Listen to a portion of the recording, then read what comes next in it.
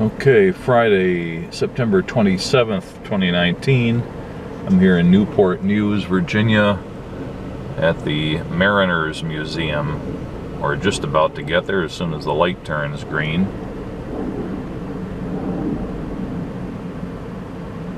I already visited the U.S. Army Transportation Museum just a few miles down the road. This would appear to be a smaller museum, but I've heard it's quite well presented, so I'm looking forward to the visit.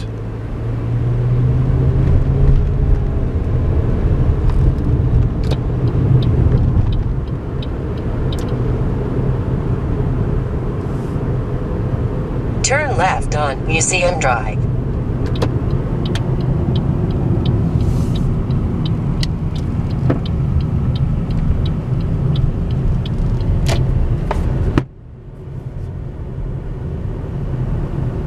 In 1/4 mile, turn right on Museum Drive.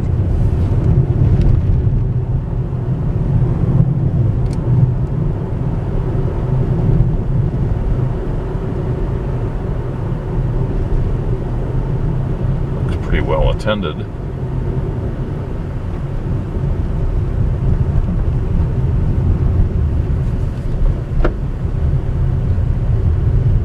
Turn right on Museum Drive.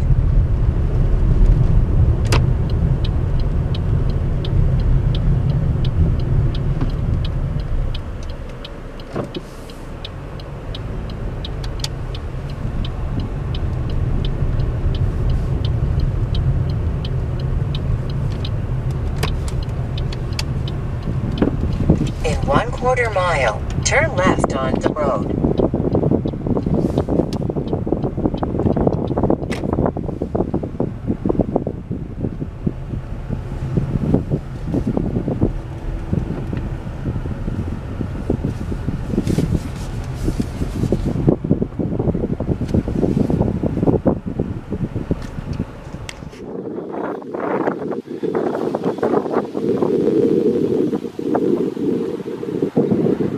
Boat dock, Harvey Field Park, pretty good set of grounds around here.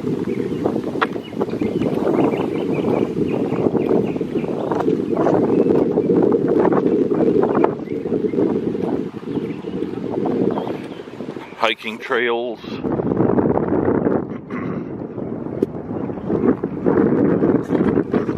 Large modern building.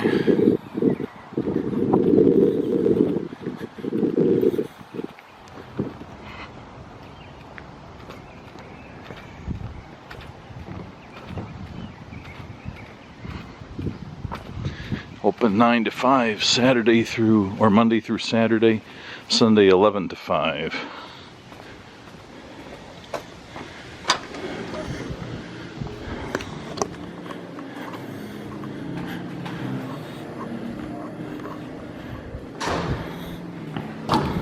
They have their own little cafe there.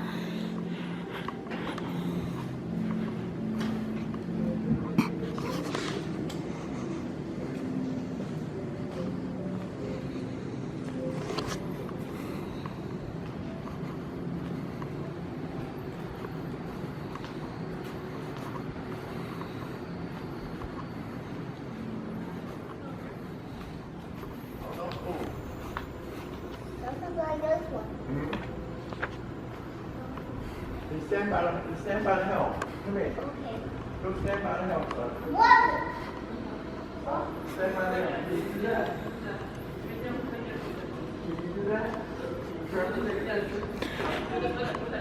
The Uss Monitor Center, a revolution in naval warfare, one of the greatest naval conflicts on record. It's a gun from the Css Virginia. One of the most influential naval battles in history occurred here in Hampton Roads on March 9, 1862. For the first time, two ironclad ships clashed in a battle that had repercussions around the world. The USS Monitor and the Css Virginia battled for 4 hours until both withdrew, neither ship the winner. This Civil War encounter began a new era of warship technology. On December 31st, 1862, the USS Monitor sank off North Carolina. Thousands of artifacts have been recovered from the NOAA's Monitor National Marine Sanctuary and are being conserved and exhibited along with their stories. This was the main reason why I came to this museum.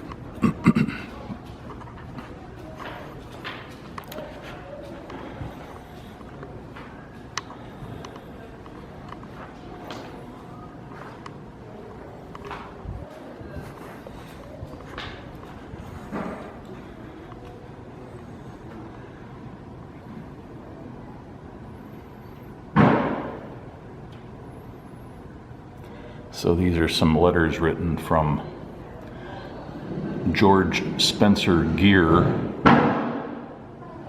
who served in the Union Navy and served on the USS Monitor as a fireman. Letters written to his wife.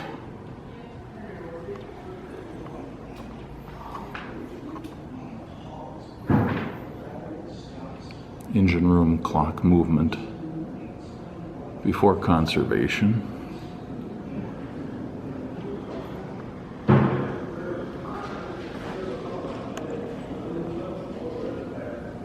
And after.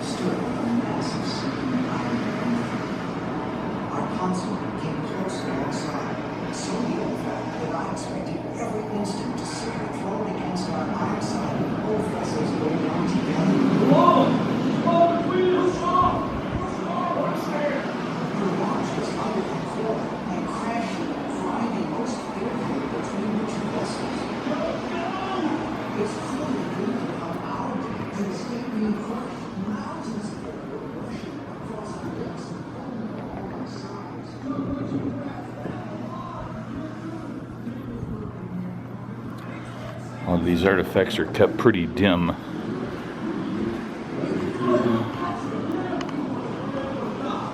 Things which light would potentially damage in one way or another.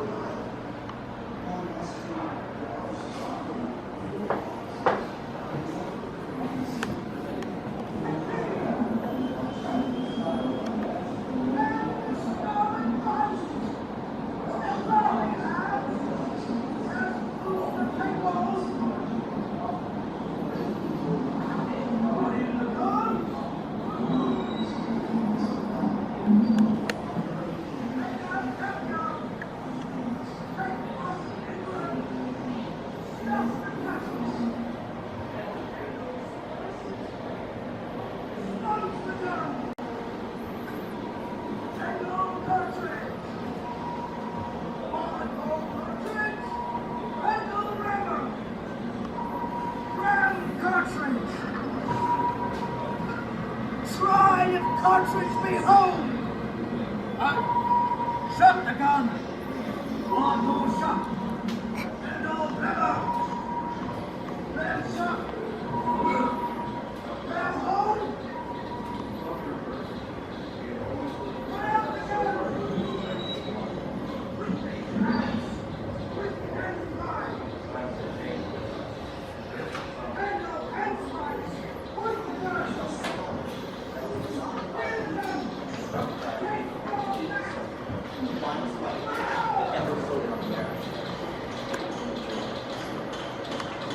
Years ago, most of the steamers found between Newport and owned by our corporations.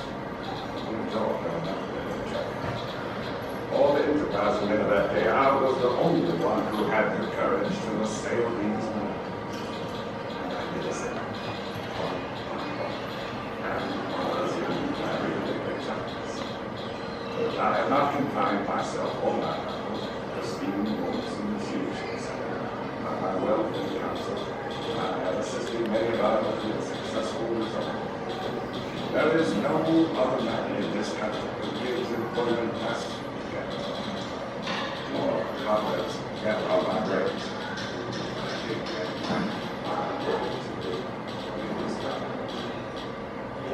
Slavery is not intrinsic. It is only circumstantial, a state of circumstances. Right rule is freedom. Slavery is an exception. And in right, as all exceptions are, according to circumstances.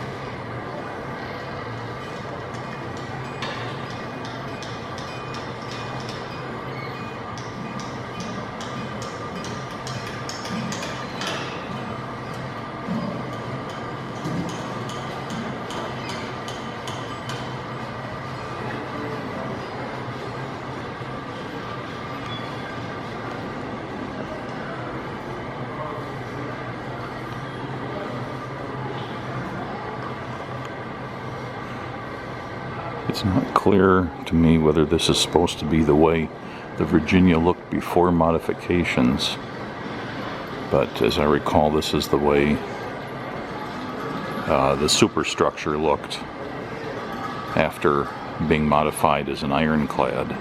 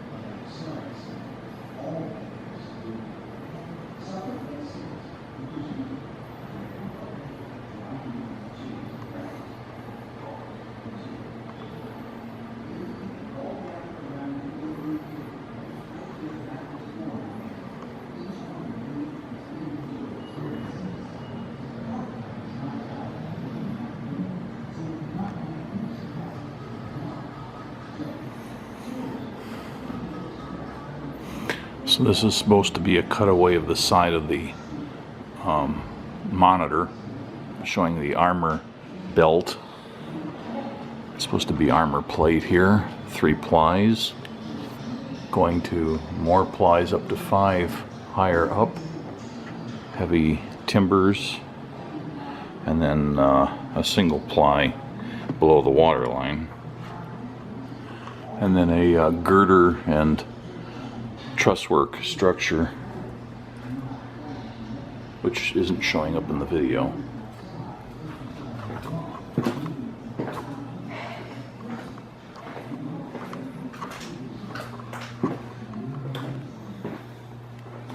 So this is supposed to be like the inside of the monitor.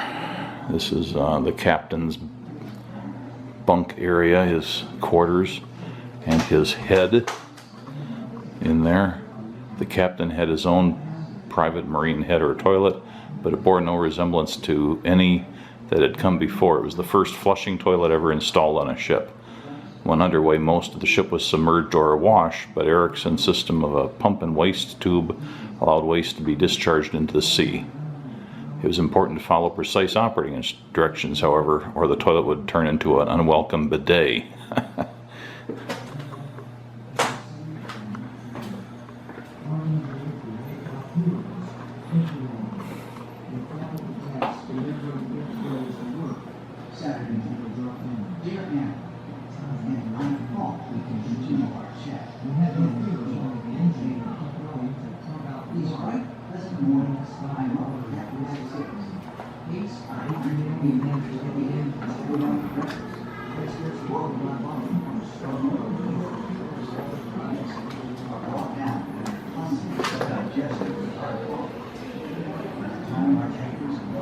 This looks like one of the ship's screws.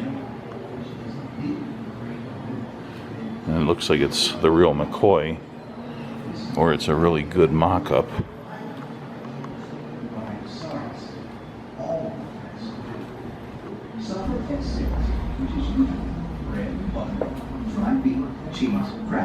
Sick bay. And tea. In the evening, all gather around the wardroom table and fight their battles o'er again, each one relating his individual experiences. Card playing is not allowed on board a man of war, so we cannot make use of that to kill time. So, stories are told and jokes cracked, so Tim, that all on board must be quiet.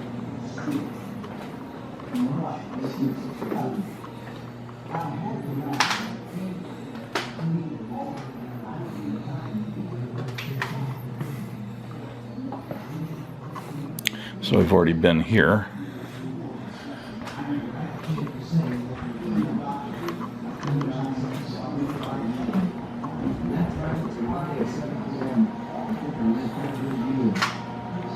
About noon, the wind freshened, and the sea was quite rough. In the afternoon, the sea was breaking over our decks at a great rate. Our berth deck hatch leaked in spite of all we could do, and the water came down under the tower like a waterfall. At 4 p.m., the blowers gave out, and the engine room was filled with gas.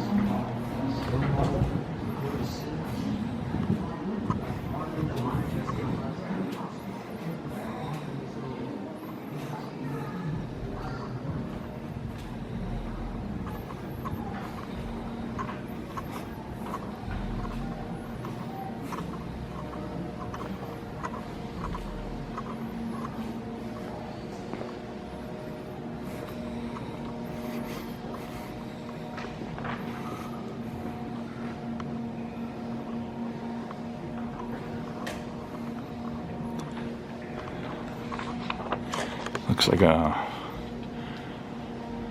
Uss Monitor remained lost for more than 100 years, lying 240 feet below the ocean's surface, 16 miles southeast of Cape Hatteras, North Carolina.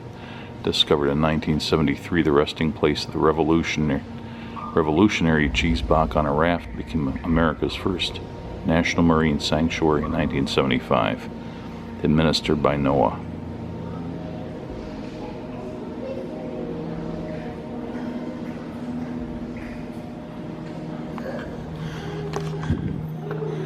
So this is a mock up here, but it's supposed to be what the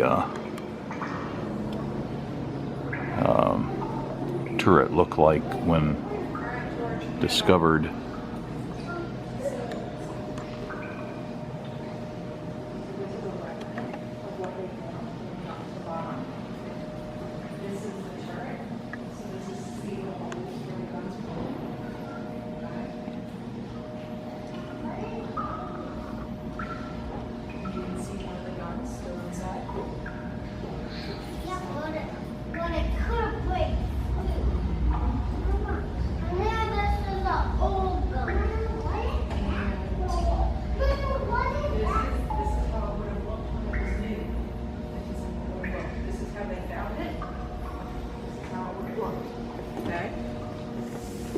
George, don't. Yep, the guns.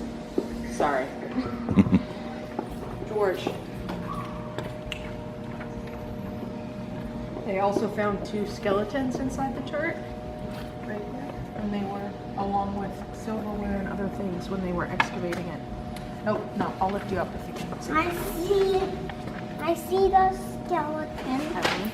I'll lift you up if you can see. Oh, don't put your feet on it. Don't put your feet on it, see? Okay. And they recreated what the people would have looked like. Alright, you want to walk outside and walk on it? We will come out here another day. This is just...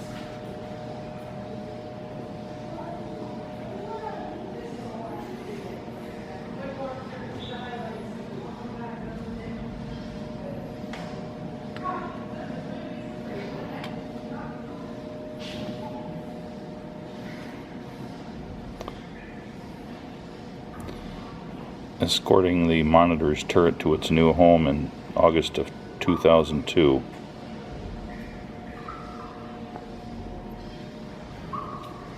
So this is reproduction here.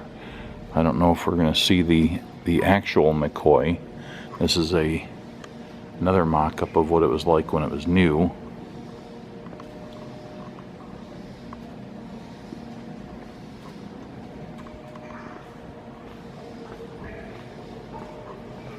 And they have a life-size Monitor mock-up outside.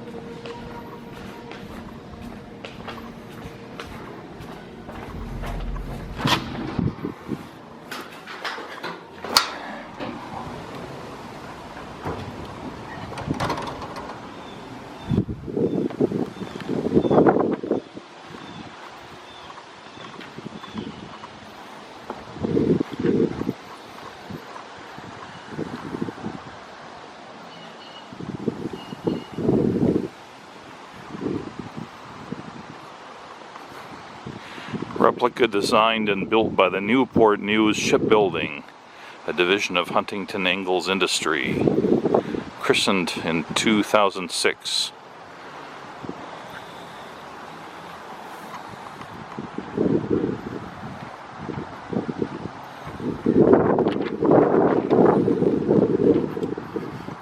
So it looks like this isn't just something made out of wood. It's apparently properly built by a shipbuilding company. It's a nice thing.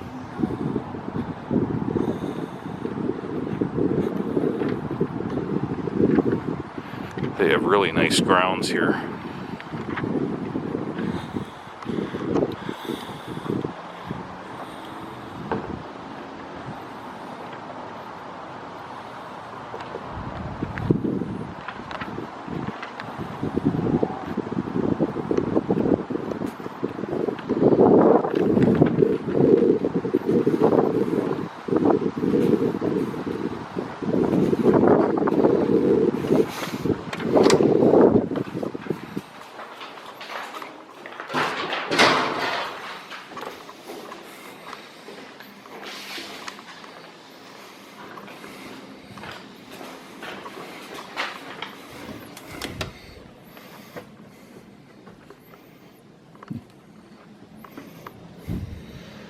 Guess you're not supposed to go in there. It says entrance, but it's just full of boxes.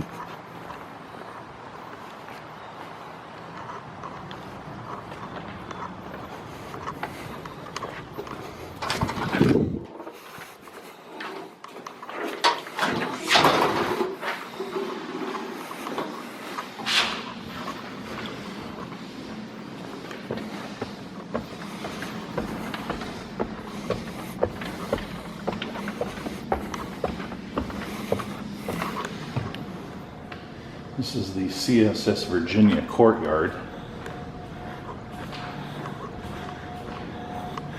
They have a conservation complex over here.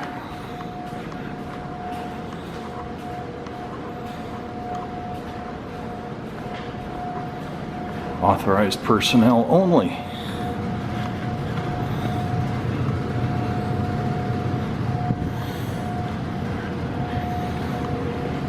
So we can see the actual monitor turret.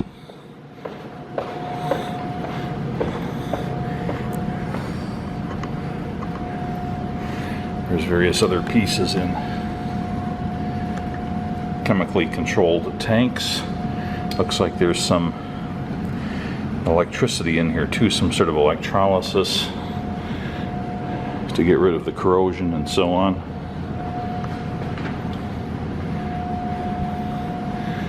The Dahlgren guns and carriages.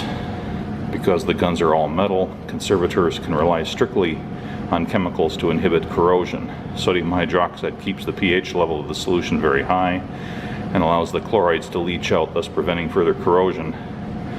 The gun carriages, however, have a wooden frame under the metal covering. Organic materials cannot be stored in highly alkaline solutions, so the gun carriages are treated with an impressed current system for corrosion protection. An enduring legend surrounding the Monitor involves the Dahlgren guns. In an article published 20 years after the Monitor's sinking, Francis B. Butts, a crewman, wrote, "I took off my coat, one that I'd received at home only a few days before. I could not feel that our noble little ship was lost yet, or yet lost, and rolling it up in my boots, drew the tampion from one of the guns, placed them inside and replaced the tampion. A black cat was sitting on the breech of one of the guns, howling one of those hoarse and solemn tones which no one can appreciate who is not filled with superstitions which I had been taught by the sailors, who are always afraid to kill a cat. I would almost as soon have touched a ghost, but I caught her, placing her in another gun, replaced the wad and tampion, but I could still hear that distressing yowl."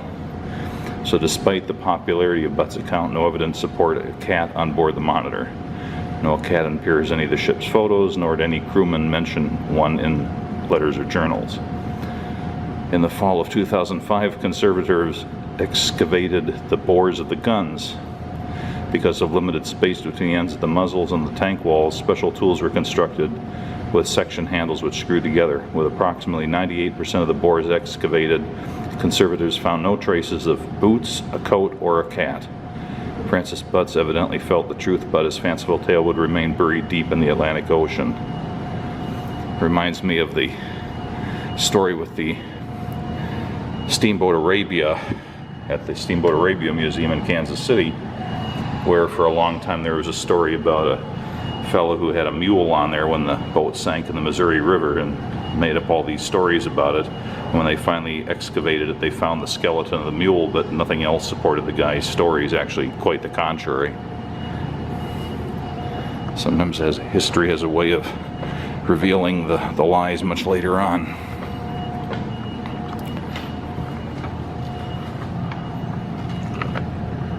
Well, the Monitor turret is in there. It's a little hard to see, but you can make out the shape of it there. Some of the cross bracing.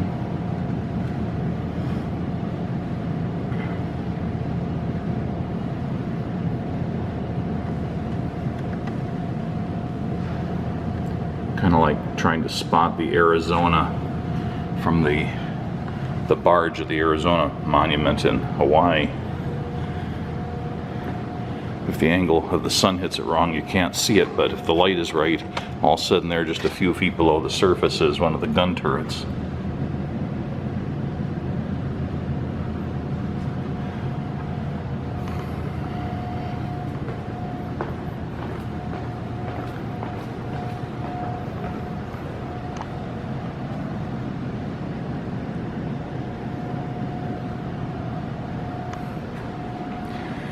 This is the engine and condenser.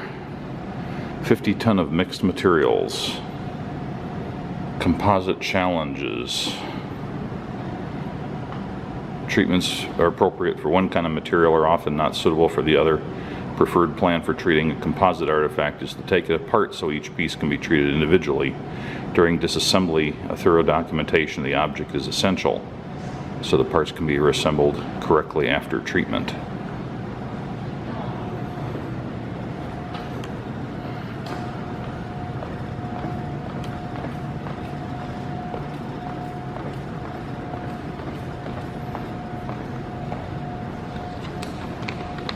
So that takes care of the Monitor and the Merrimack/Virginia part of the museum. That's about half of it. And I've got roughly 1 more hour before I have to get on the road, so I'm going to have to walk it a little quickly. Already been here a little bit more than an hour. Okay, this is a ship model gallery.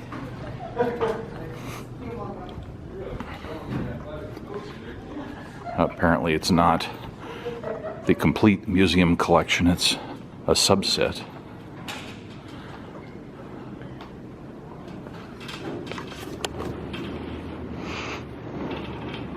The Victoria Louise on the Hamburg America line. Really nicely done. The RV Prospector, 1963.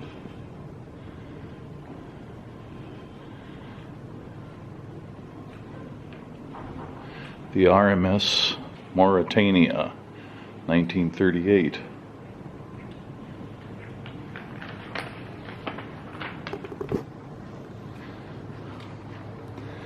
The Baltimore Clipper Schooner Lynx, 1812.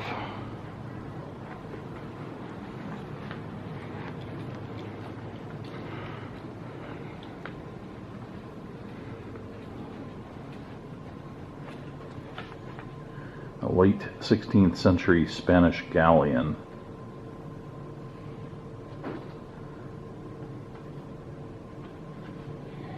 This is a votive model. Votive models were often given to churches by sailors as offerings of gratitude for deliverance from shipwreck or drowning. Probably made in the 19th century, this model.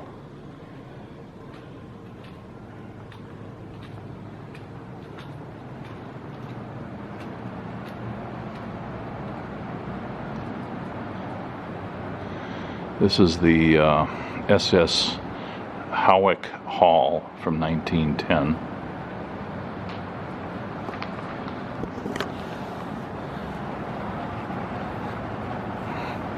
The SS El Sud, 1892.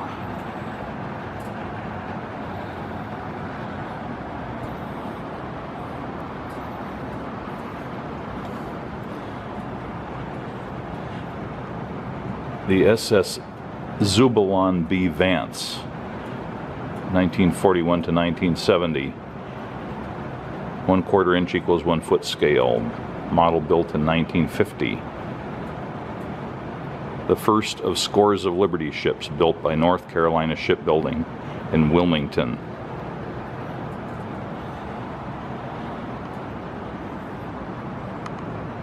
And that showed how subassemblies were used for making the Liberty ships.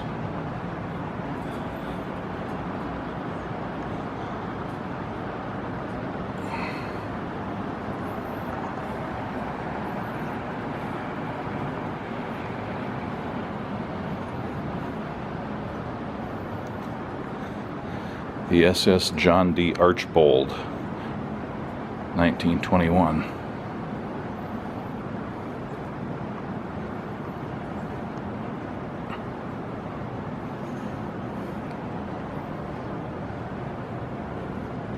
The SS Belgenland, formerly the Belgic or Belgic, 1914.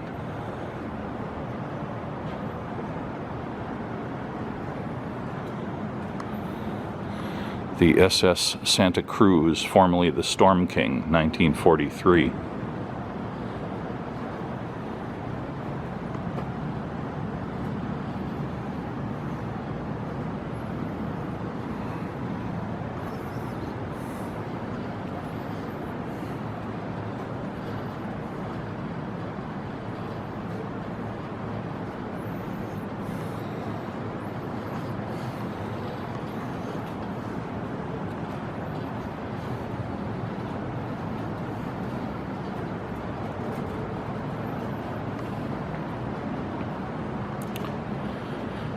The SS Tajima Maru, 1916.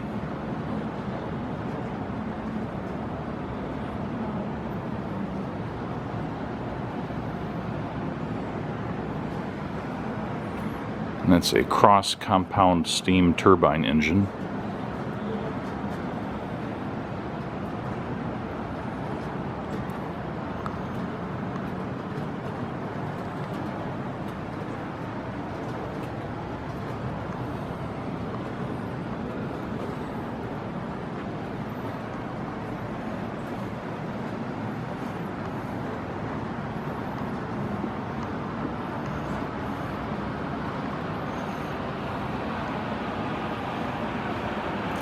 Quadruple expansion steam engine.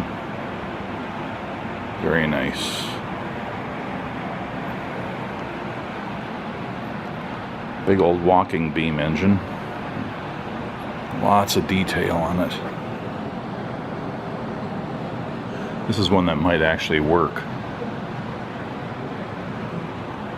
if hooked up to some compressed air or something. It looks like one of those that's actually functional.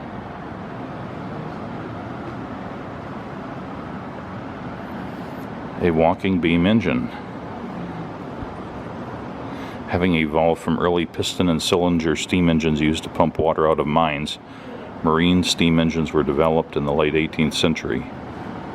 Called a walking beam because of its steady rocking action.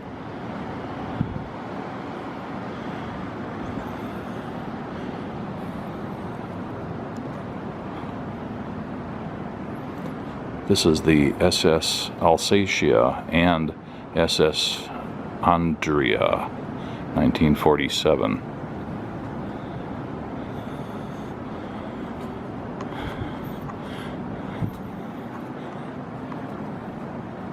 Big container ship. It's the Adrian Maersk.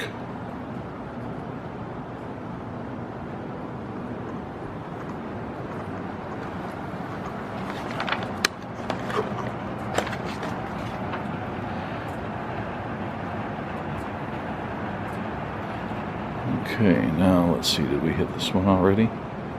Yes, we did.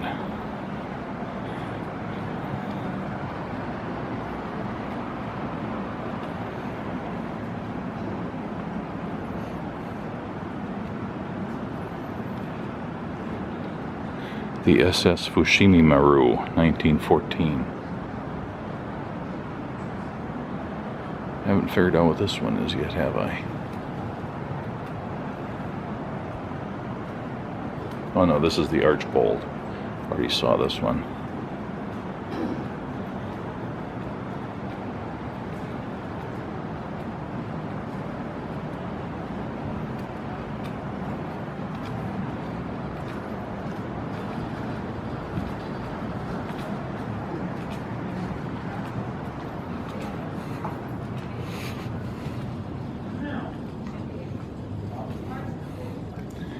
This is the Hms Britannic, 1874.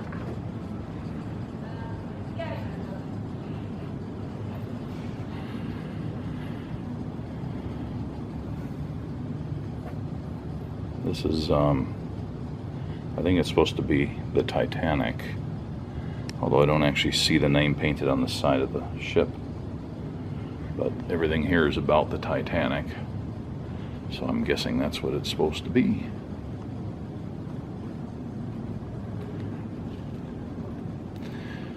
The MS Gripsholm, 1925.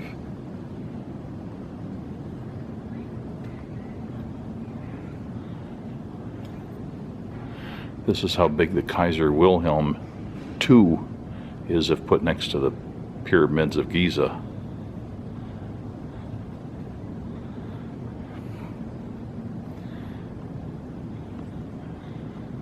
This is the TSS Kronland und Finland.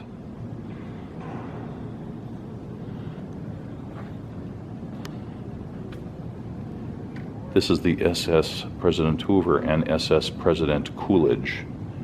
So it's representing two different ships.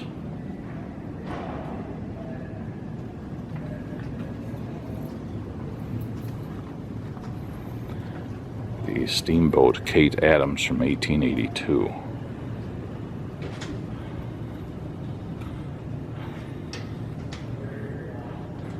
The steamboat Jamestown, around 1906.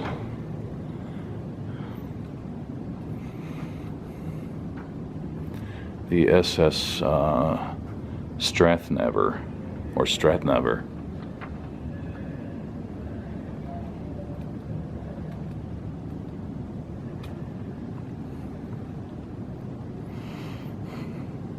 The twin SS Rotterdam. I don't know what happened here. The SS America from 1939.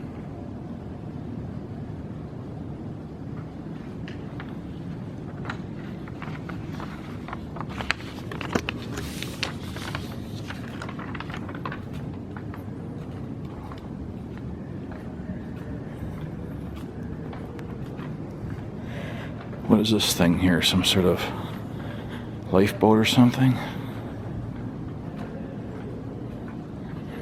Prototype engineering model. Volvo Penta Corporation, Great Britain. Oh, it's a engineering student attempt to design a pleasure boat. They've got the cabin of a small ship out there.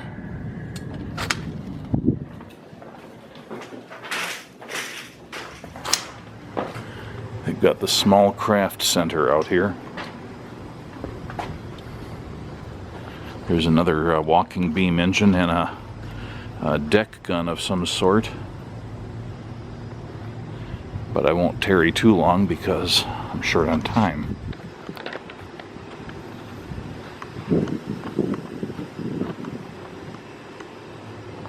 Sloop La Noob.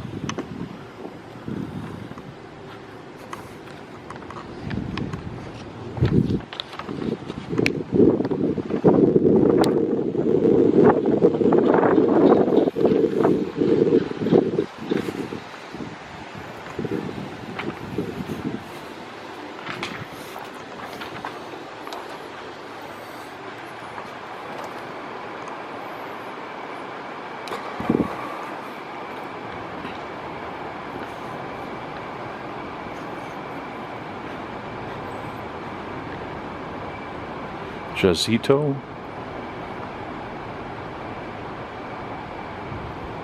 1934.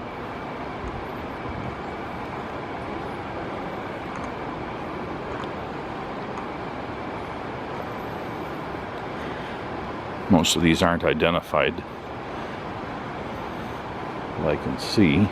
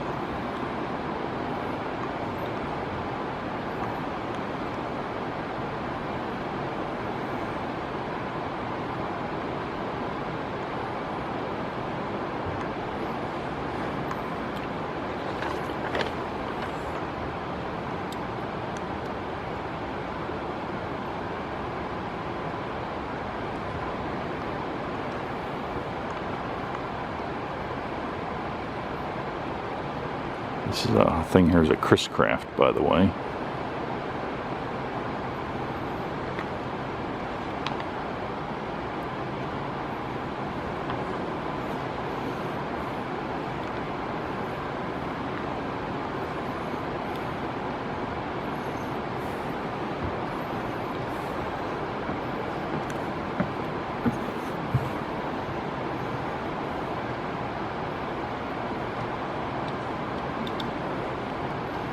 Looks like one of those little ejectable, survivable, weather sealable life raft, or they're not really a raft, are they?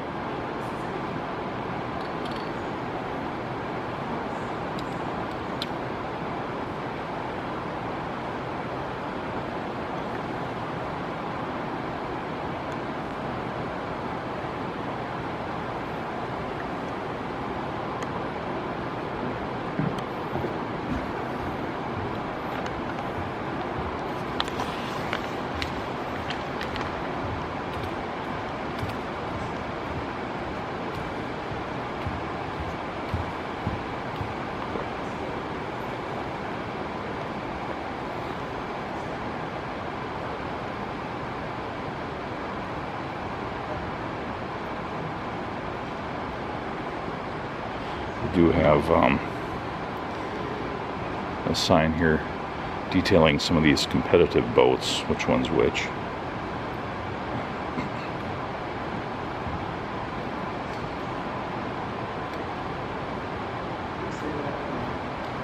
Excuse me.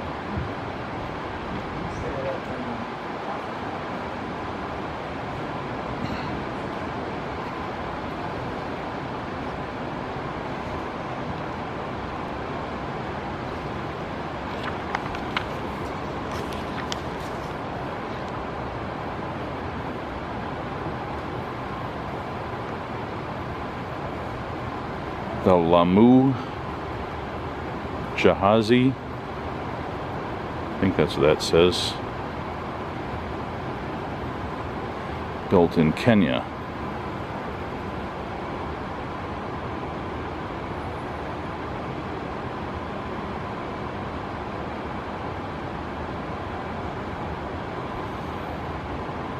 This is a dugout canoe here from India.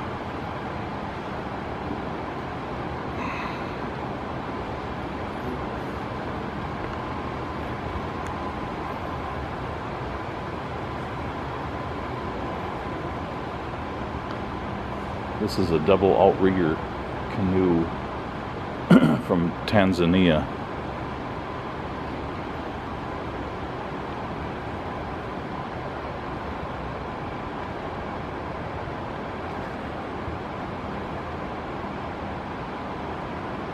Fishing craft from Massachusetts.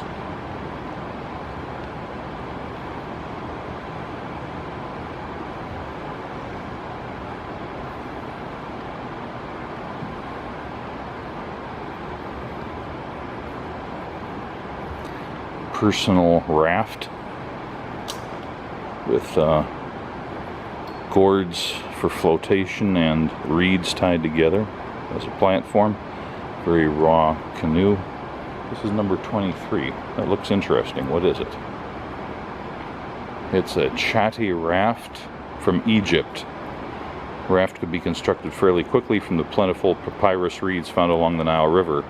Reeds tended to become soggy, requiring repair or replacement. Wooden planks and gourds were added to increase the buoyancy, and these could be reused when the reeds became waterlogged. Okay.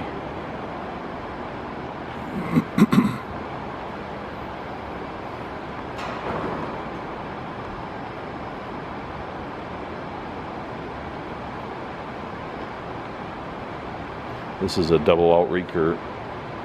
This is a double outrigger canoe from the Philippines. And that's Brazilian.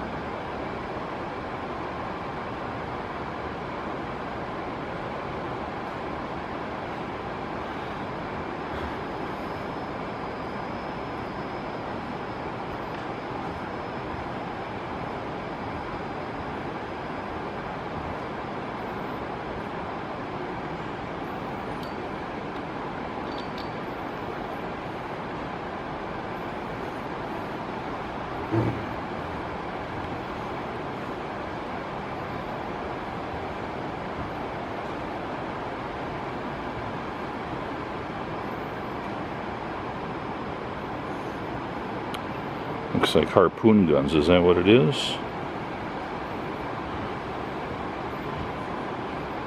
Malden double punt. United Kingdom. To go out in a nor'easter on those treacherous flats in a narrow punt, entirely undecked from bow to stern and nowhere more than 6 inches out of the water, with a 100-pound gun weighting her down. Lying face down, the puntmen quietly propel their vessel toward a flock of birds before firing the big gun.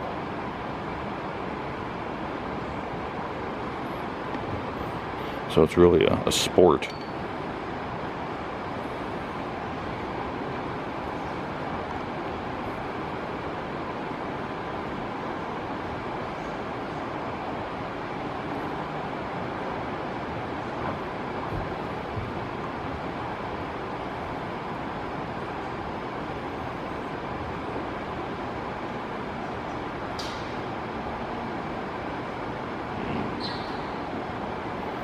So this is from the Netherlands here, and these wing-like things could be lowered into the water to help steer the boat.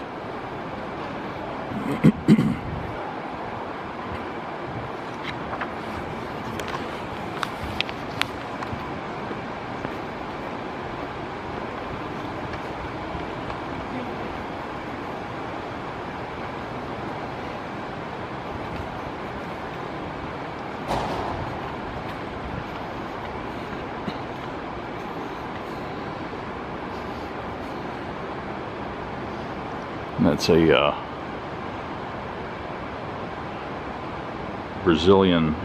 Peru canoe of sorts made out of reeds.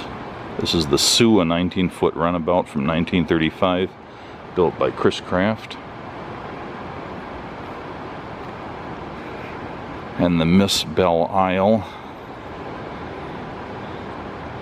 built by Chris Smith and Sons Boat Company, which is Chris Craft, from 1923.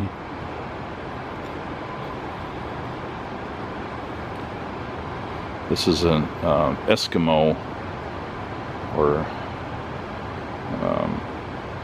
umiak, used for transportation, hunting big game, and for battle. This was from King Island, Alaska. It's a wooden frame with a hide hull. Okay, there's a couple more I want to see. And then we've covered quickly all the boats in here.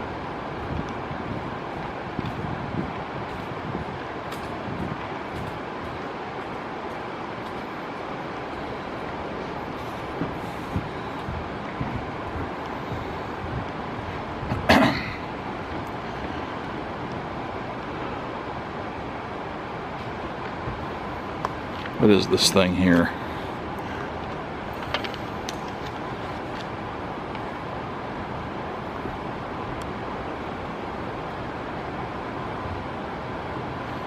It's not described anywhere I can see it. This is a one-man torpedo-carrying submarine from Germany.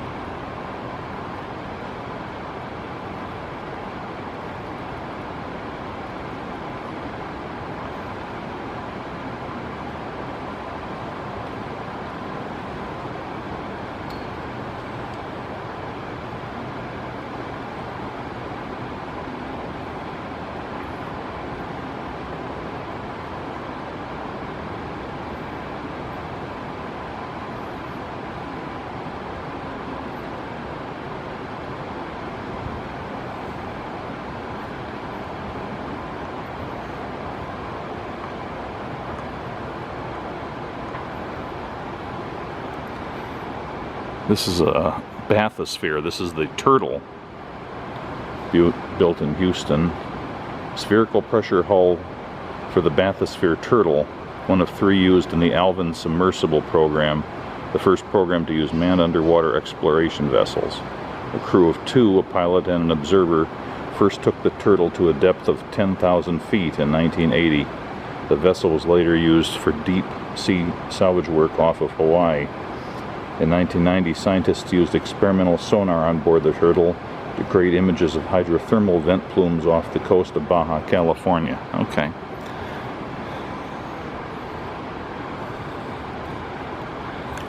This is the Speed and Innovation Gallery. Various racing crafts. This huge catamaran here. The Oracle Team USA.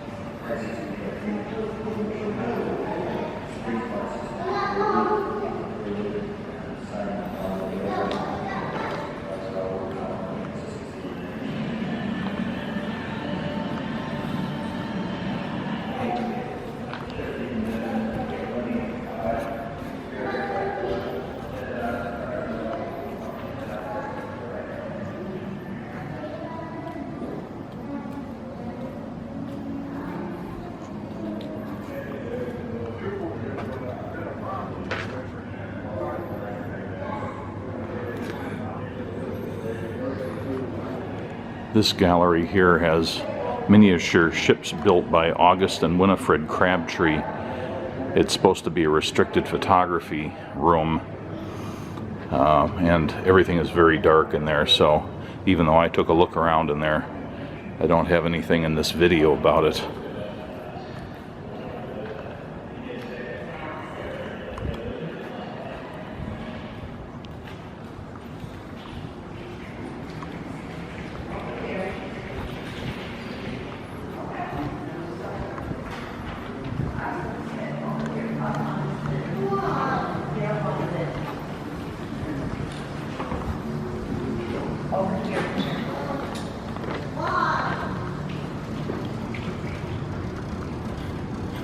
Okay, no exhibit in here. Turning right. There's a photography exhibit in here, which we also can't shoot. So while I have visited it, I'm not going to take any pictures in here. The Navy helps preserve peace by keeping the seas open from all danger. This is the Defending the Seas exhibit. It has some things in here that strictly are not sea related, but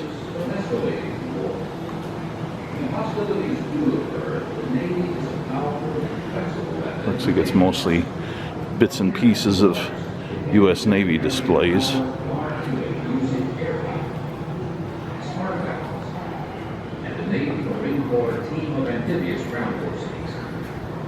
This powerful combination has been put to the test throughout our history, from the days of John Paul Jones to the conflict in the Persian Gulf.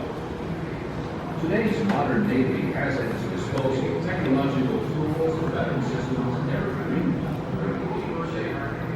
Information technology inside the Busan perimeter. Naval flyers provided sustained air support to the United Nations Forces' amphibious landings at Incheon, helping to drive the invaders from the south. When the Cold War next threatened the peace, Bit of a cutaway of a submarine.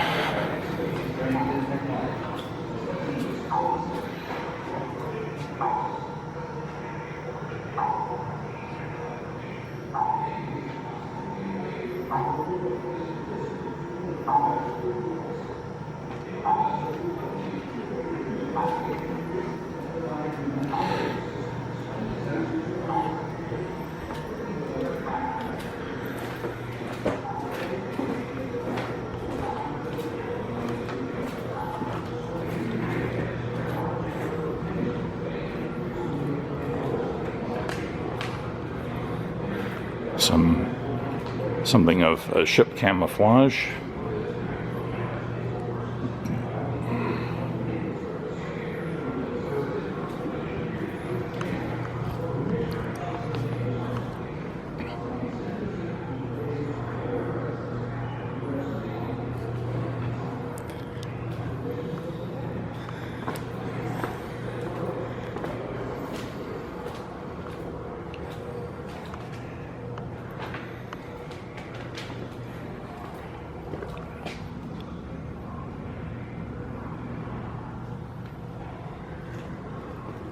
This is a model of the Hunley, which is something we're going to go see tomorrow.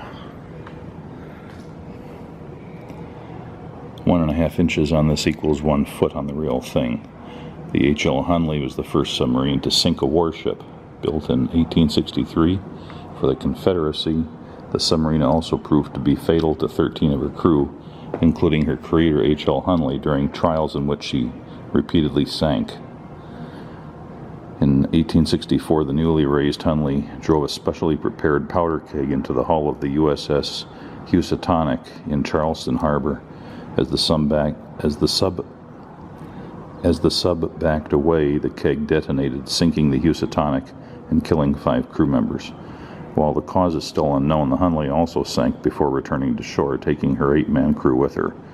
The Hunley was recovered in the year 2000 and is currently undergoing conservation at the Warren Lash Conservation Center in Charleston, South Carolina.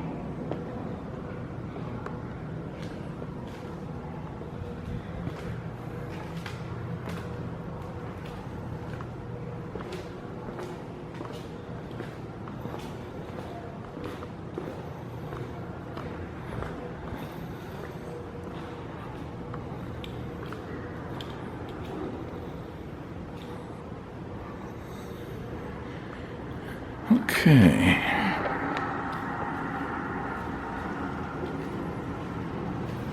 This is a display called the Nelson Touch.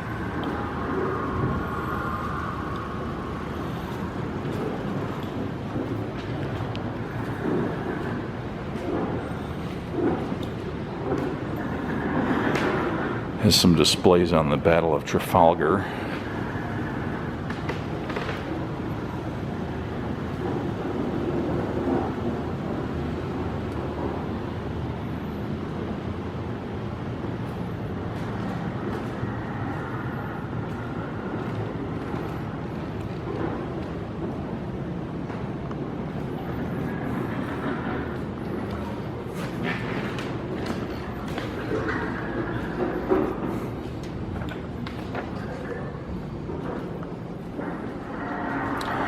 This is the Age of Exploration Gallery,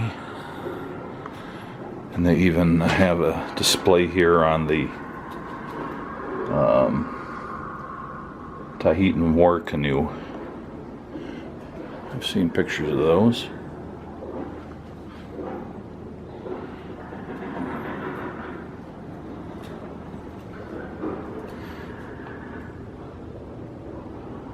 An orrery.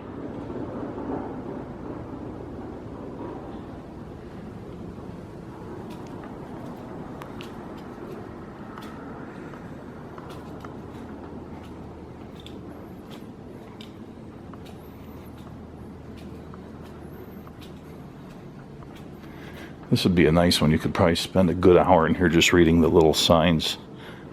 But I'm going to have to skip that. And that takes me through the museum.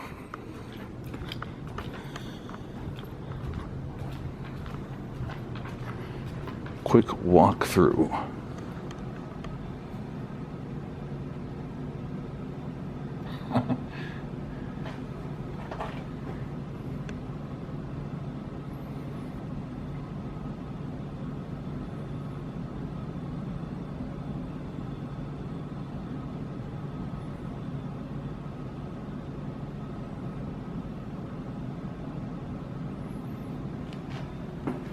It's kind of cute to have this in an actual toilet stall.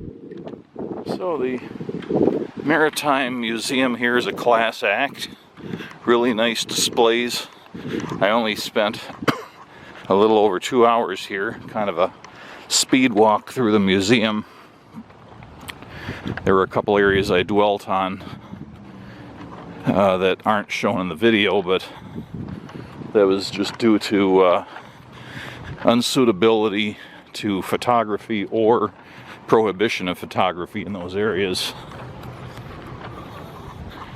Would really recommend people visit this if they like any of the subjects that this museum is associated with.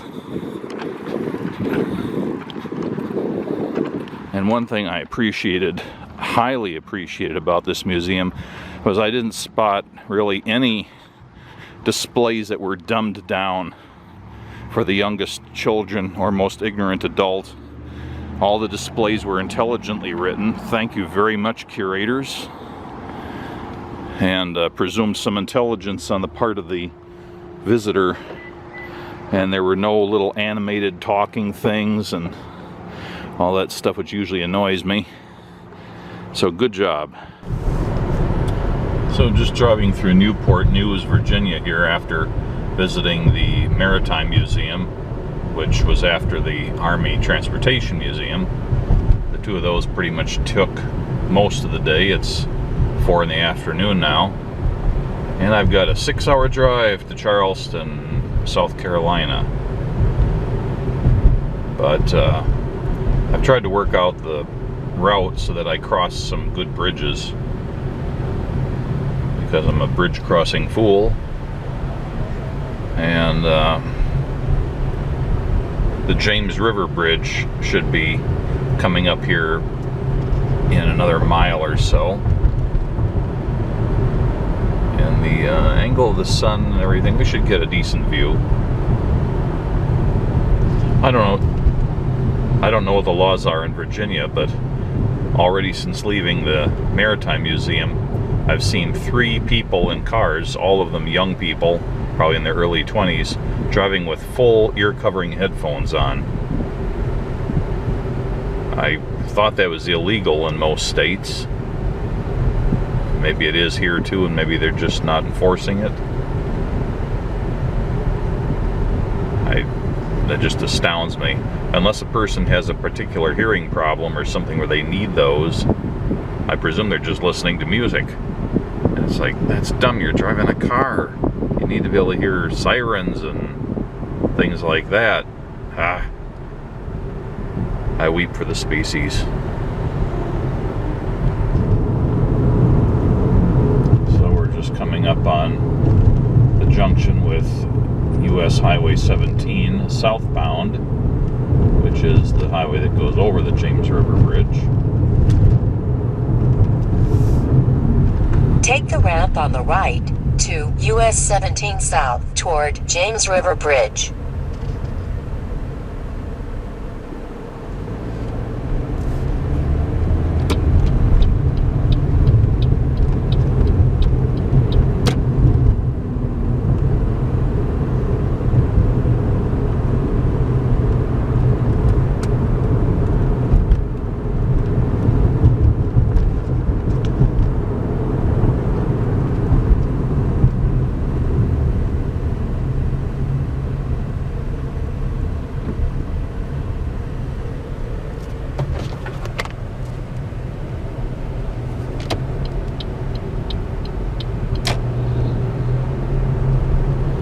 Continue on West Mercury Boulevard.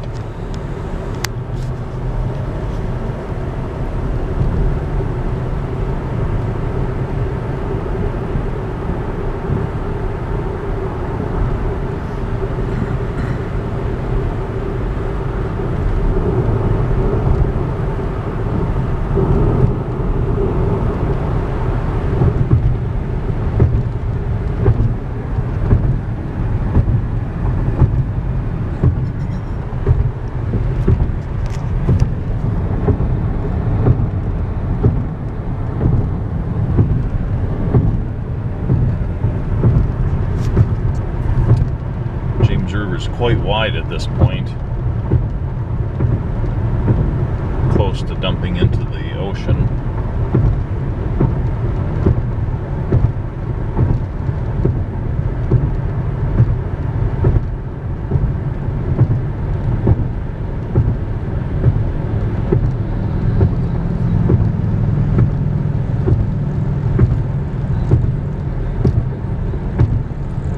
Appears to be a lift bridge. Got all this apparatus up there and the hump in the middle of the bridge.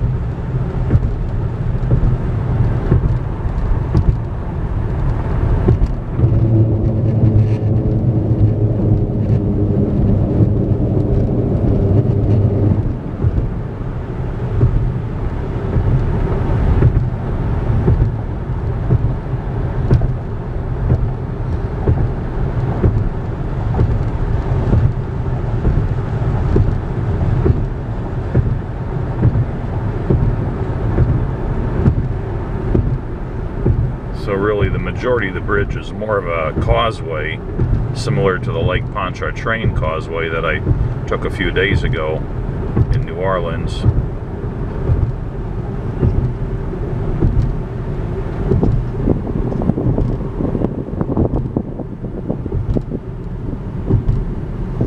Kind of early rush hour here, I guess.